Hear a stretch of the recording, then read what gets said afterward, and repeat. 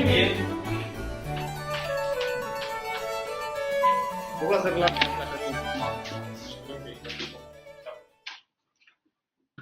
Entonces, bueno, vamos a ver dos cosas. Una se llama la ecuación de Poisson y la ecuación de Laplace. Ya van a ver de qué se trata.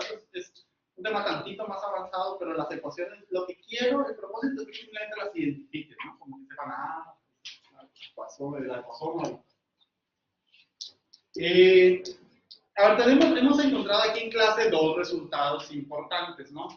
Uno es que uno puede calcular el campo eléctrico a partir del potencial, ¿cierto?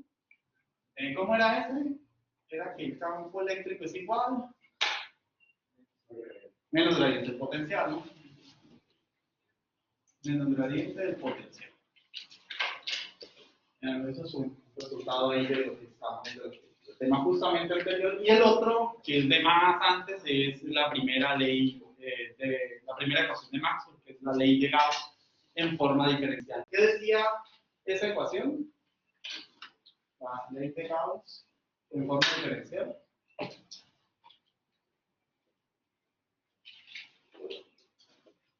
En forma diferencial.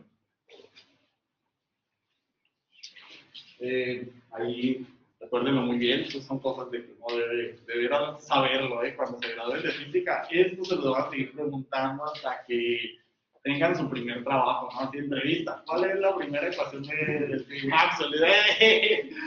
No, hay que sabérselo. Dice.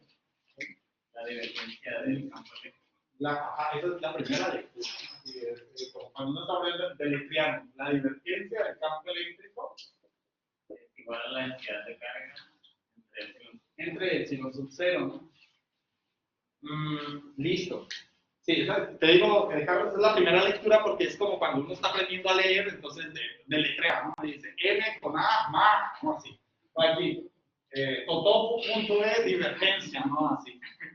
Es la primera lectura porque una lectura tantito más avanzada lo que dice es que esta ecuación, de veras, en la forma, digamos, ya como entendiéndolo mejor, afirma es de que los campos eléctricos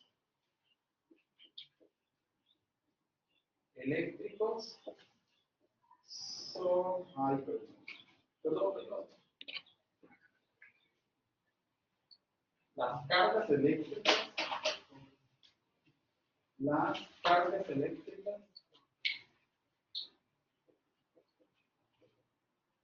son la fuente de los campos eléctricos.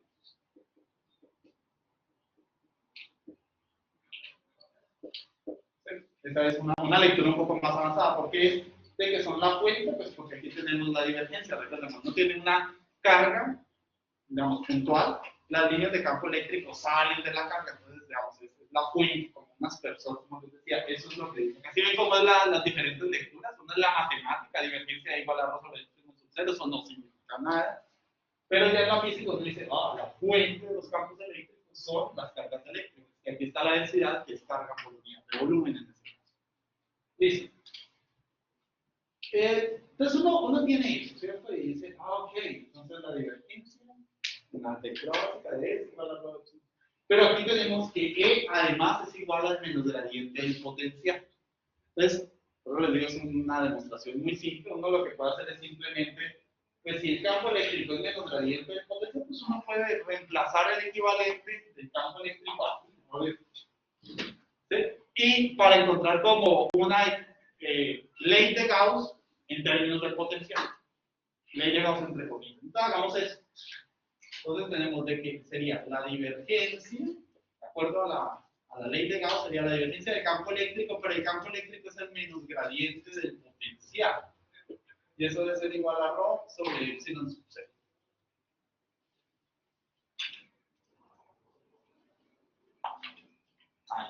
El signo menos, como esto operador, los operadores nabla, recuerda que son operadores diferenciales, ¿no? Es la derivada que está ahí respecto así. Entonces este signo menos, pues cuando uno deriva, el signo menos puede salir.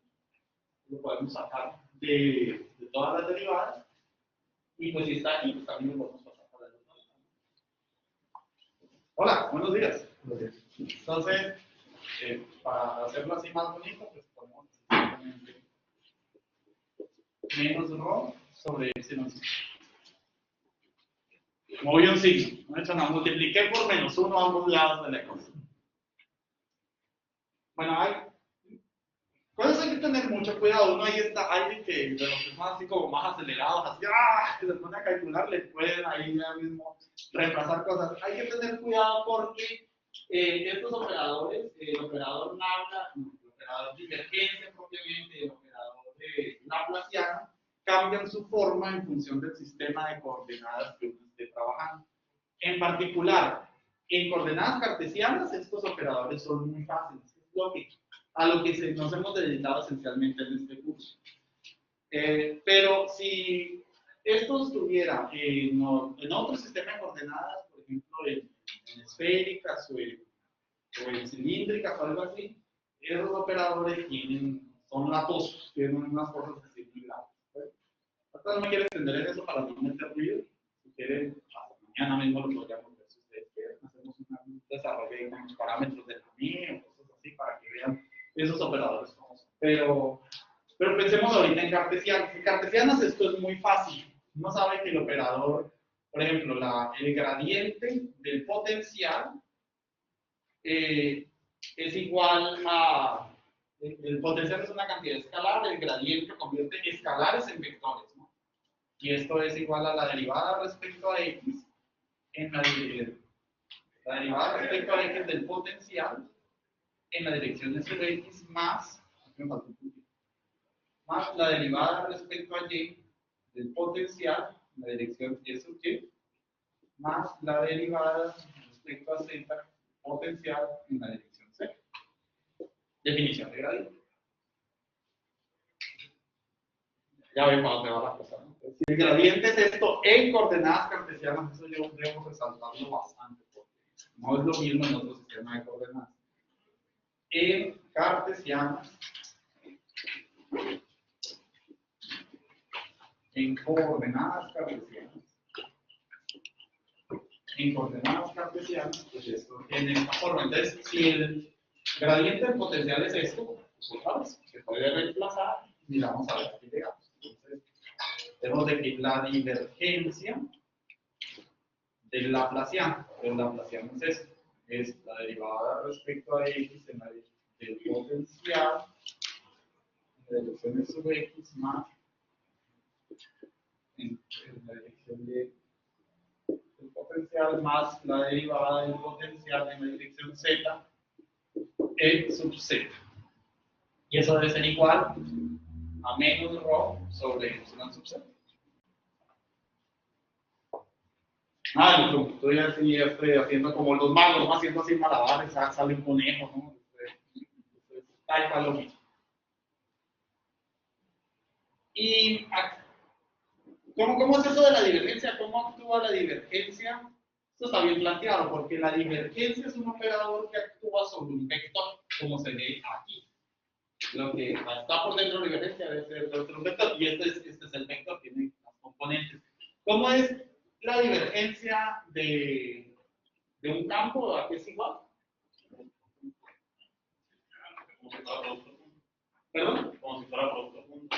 Exactamente, como si fuera producto punto. De hecho, este puntito, eso es lo que uno sabe de que este operador nabla es, otra vez, es la derivada respecto a x en la dirección de sub x más la derivada respecto a y en la dirección e sub y más la derivada respecto a z en la dirección e sub z. Esto es solamente el nabla, por eso no tiene nada, es el operador producto punto con lo que tenemos acá, el potencial en la dirección de sub x más el potencial, la derivada del potencial en la dirección de sub y más la derivada del potencial en z. Y eso debe ser igual a menos rho sobre epsilon sub z. Y como es un producto punto y sí, solo sí está en coordenadas cartesianas, pues este producto es muy fácil, porque es componente x con componente x, componente y con componente y, componente z con z. Pues si uno hace eso, con es su x punto su x da 1 y queda la segunda derivada respecto a X del potencial. Fíjense cómo se pierden las componentes vectoriales, ¿no? Por punto las elimina. Más con este es la segunda derivada del potencial respecto a Y, más la segunda derivada del potencial respecto a Z. Y eso debe ser igual a menos ρ sobre epsilon sub Z. Esto tiene todo el sentido del caso, porque son puras cantidades escalares acá y cantidades escalares al otro, escalares con escalares. Bueno, pues fíjense que aquí tenemos una cosa así que es como las segundas derivadas en cada dirección del potencial. Esto tiene un nombre, se llama el Laplaciano. ¿Sí? El Laplaciano. Y el Laplaciano no solamente tiene nombre, tiene símbolo. Se denota por nabla cuadrada. Entonces, esta ecuación se puede, digamos, escribir de forma compacta como que el Laplaciano del potencial es igual a menos ρ sobre epsilon sub 0. Esta ecuación que está acá es famosa en física, se usa muchísimo, ya les digo que más o menos cuáles son las cosas, y se conoce como la ecuación de Poisson.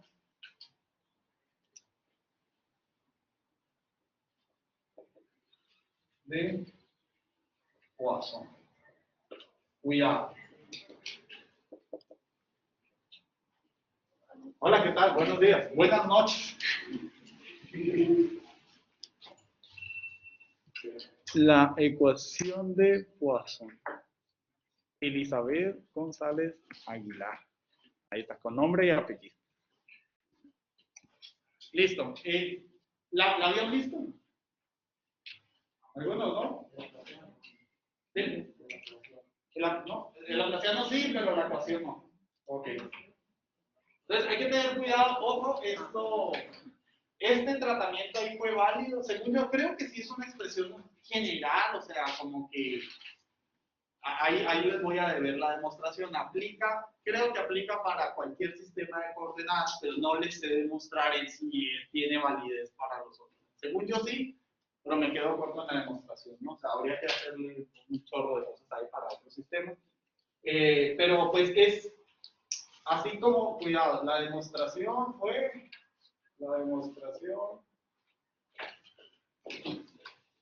fue solo para coordenadas cartesianas. Cartesianas, ¿no? O sea, si lo quieren probar en otro sistema de coordenadas, allá, peleen ustedes con los libros y cosas así, va a estar un poco más complicado. Pero entonces, la ecuación de Poisson es famosa porque es algo así como el equivalente a la ley de Gauss, solamente que usando el potencial. Que el potencial tiene mucho valor en física porque, como hemos visto en el laboratorio, ¿no? El potencial es lo que físicamente podemos medir. O sea, lo que tenemos acceso en el laboratorio con un multímetro y todo eso. Y el campo eléctrico, o sea, se puede, pero es muy elaborado. O sea, toca hacer varias cosas para poder medir el campo eléctrico en el laboratorio. Es una cantidad de escala. Entonces, es lindo porque este fin es lo que en física se conoce como un observable. Ahí, yo sé que esto va a sonar un poco observable. Un observable físico directo. ¿No han escuchado sobre observables? Cuando uno tiene un poco de la mecánica cuántica, así, cuando uno tiene un sistema, entonces hay cosas que, digamos, nosotros mismos, ¿no? Imagínense nosotros, o sea, no sé, tenemos sentimientos y cosas por eso, pero todos no lo podemos ver, ¿no? No solamente puede ser que, por ejemplo, no sé, la persona tenga dolor de cabeza, pero ¿cómo hace uno para saber? No se le nota, no es que la cabeza se le hinche. Entonces, eso pues no es un observable, ¿no? Pero hay otros signos, por ejemplo, que podría ser que una persona esté triste. Entonces, si está triste, uno le ve los ojos, le salen lágrimas, entonces se está botando lágrimas, no sabe que está triste. Lo mismo pasa más o menos en física. Hay propiedades de las cosas en la física que no son observables, o sea, que la naturaleza, como el dolor de cabeza, está por dentro, pero no tenemos cómo medirlo. En cambio, otras variables, en ese sentido, el campo eléctrico es como el dolor de cabeza en esta analogía, ¿no? Ahí está, ¿no? Pero ¿cómo se hace? En cambio, el potencial sí lo podemos medir. A eso se refiere el término observable. ¿Ok? Pero es que le puedo poner un aparato. Listo, entonces la ecuación de Poisson, así, tómale ahí una foto, tenganla presente. Para este curso es más así como lo ven y Wendy se guarda, no va a pasar nada, pero en teoría electromagnética y en física computacional, digamos, en la parte más profesional de su carrera de física, eso se usa bastante y se usa con mucha fuerza. Se usa en lo siguiente, fíjense. Supongamos el problema que fuera unidimensional. ¿Sí? Si el potencial solo varía a lo largo de una coordenada, el eje X, por ejemplo, entonces, en una dimensión, pues el laplaciano toma la forma de la... Ahí ya no tengo que usar derivadas parciales, sino derivadas normalitas. Es la única variable. El laplaciano toma la forma... El laplaciano toma la forma de la segunda derivada del potencial respecto a x igual a menos, y como es 1D, entonces uno debe tener una carga a lo largo de una línea, ¿no? Es un problema unidimensional. Entonces sería igual a lambda sobre menos lambda sobre epsilon. ¿Me siguen hasta ahí? Una dimensión, las tres derivadas quedan en solo una y la densidad con lambda. ¿Se acuerdan? Vamos a descomponer eso solo para que vean lo valioso de esta expresión. Una segunda derivada del potencial la puede ver como la derivada de la derivada, ¿cierto? Entonces sería la derivada de la derivada del potencial igual a menos lambda sobre epsilon sub 0. Cuando uno calcula la derivada de una función de phi, en últimas, lo que hace es lo siguiente, se los voy a demostrar gráficamente porque para que el cálculo no sea tan latoso. Si uno tiene la variable x y tiene aquí el potencial, y por decir algo, ¿no? Digamos que el potencial varía de esta forma, por decir algo. Esa es la variación del potencial en el x. Entonces, calcular el laplaciano, ¿qué es? Primero veamos qué es calcular la derivada de phi respecto a x. Es para uno calcular, pensando en cosas así como puntitos, ¿no? Como mediciones en el laboratorio, que uno mide en un punto, luego mide en otro punto, uno no hace una medición continua. ¿Sí? La definición de derivada, pues eso es lo que quiero llegar. Entonces, por ejemplo, para este x, aquí hay un valor del potencial. Eso es un x1 y aquí tenemos un potencial phi1. Acá tenemos un x2 y para un x2 pues tenemos un potencial phi2. Potencial phi2. Entonces, calcular la derivada del potencial respecto a x es esencialmente mirar cómo cambia la pendiente del potencial en función de x. Porque la derivada es, adelante, buenos días, buenas noches, noches. ¿Cómo les está? Ya se pone estos son rojos. Entonces, calcular la derivada del potencial respecto a x, en esencia, es calcular la pendiente de la línea recta que pasa por esos dos puntos. Es decir, es calcular la pendiente de esta recta. Pendiente de esta recta nos va a dar la derivada. ¿Sí? Los puntos están separados, pero cuando hace un límite, cuando los dos puntos tienden a cero, pues entonces tiene formalmente la definición de derivada. Ahí para que no salga yo del pizarro. Bueno, esto es la derivada de phi respecto a x. Pero cuando uno le calcula la derivada a la derivada, esencialmente lo que está haciendo es mirando cómo cambian las pendientes.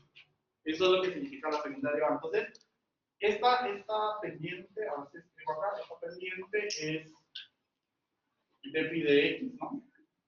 Esencialmente. Y la segunda derivada, que es esta que está acá, entonces necesitamos otro punto.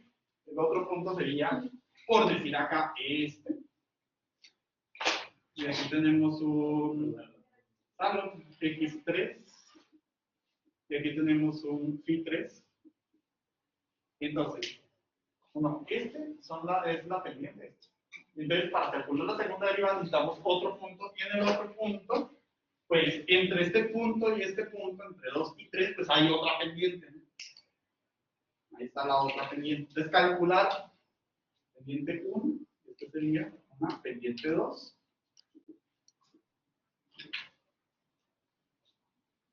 La pendiente 2, ahí simplemente. Entonces, en calcular la segunda derivada es mirar cómo están cambiando las pendientes. Entonces, ¿qué es lo que nos dice la ecuación de Poisson?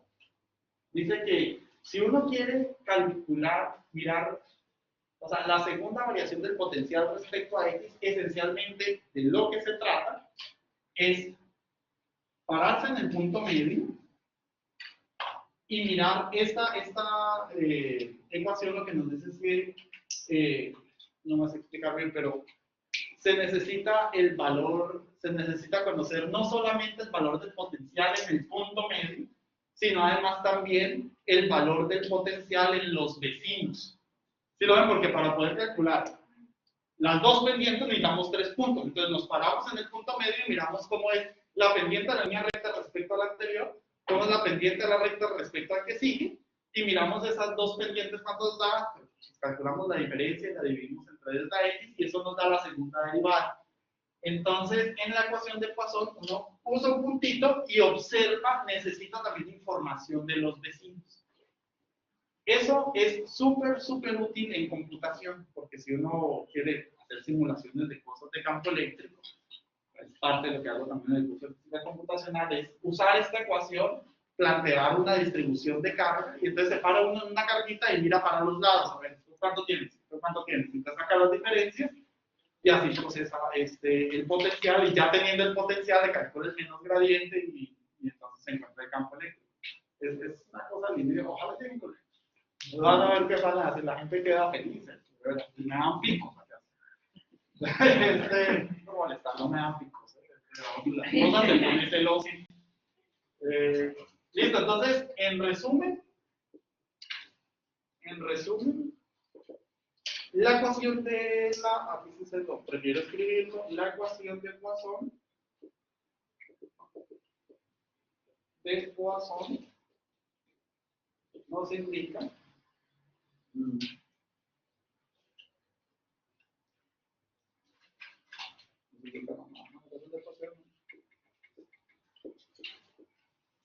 provee información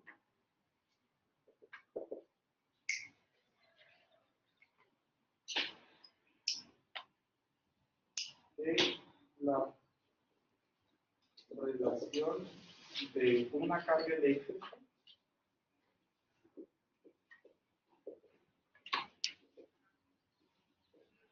con sus primeros vecinos.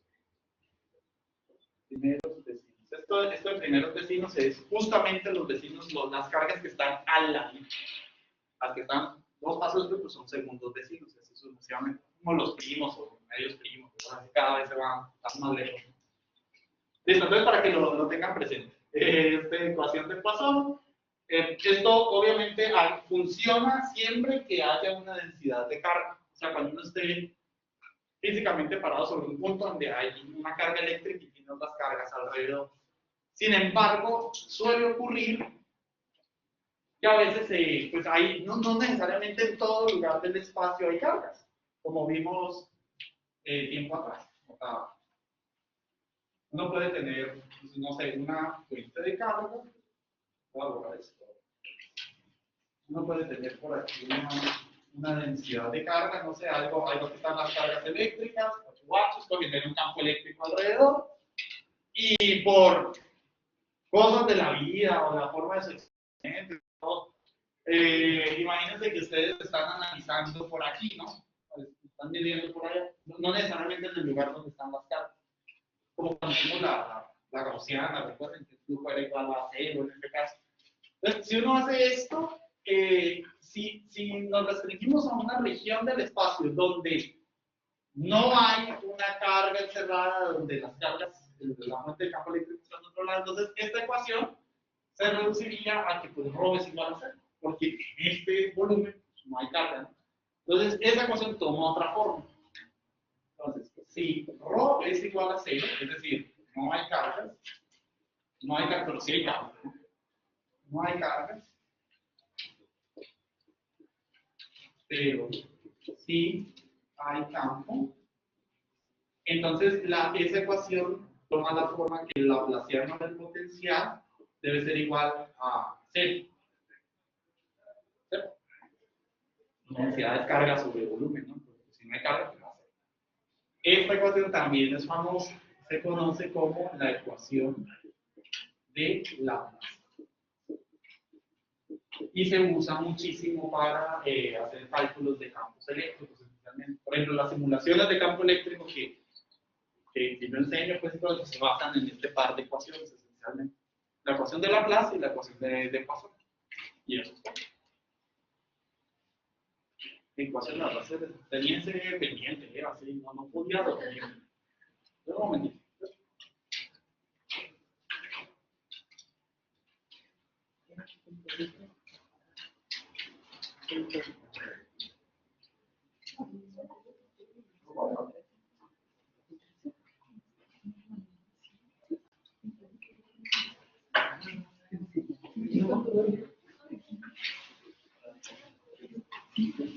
Con el Santana se me está escurriendo otra vez la nariz.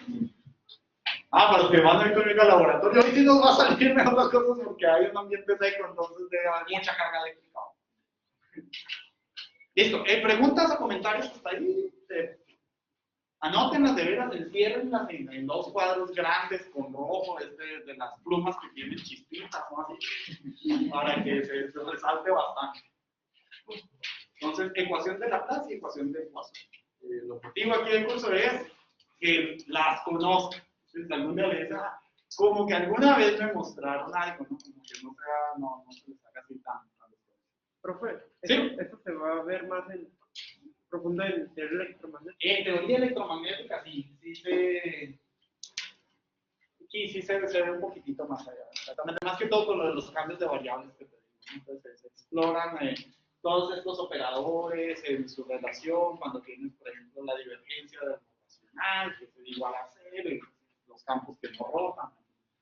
Pero ahí se puede incluso, da para más temas, pues, la rotación.